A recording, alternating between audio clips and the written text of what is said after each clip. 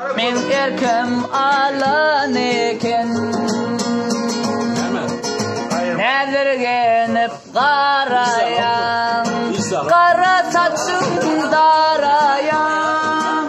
Mana tarap yürüyen Bakışım yaman eken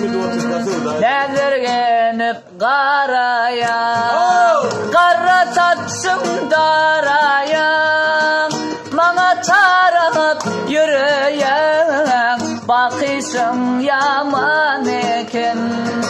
Adın ayvele ve keregen Nedirgem hiriyen bakan Aşıklığın bağırın yakan Men erkim alan eken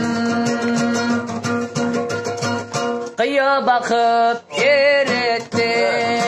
Minne şeyvi döretti Huday ne deyip yarattı Bakışım yaman eken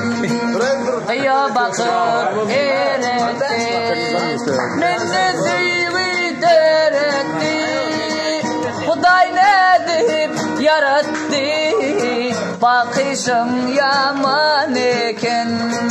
Adım aybele ve keregen Nedirgen geriyen bakan Aşıklığın bağırın yakan Men erkim alan eken Aşıklığın bağırın yakan Men erkim alan eken Men erkim alan eken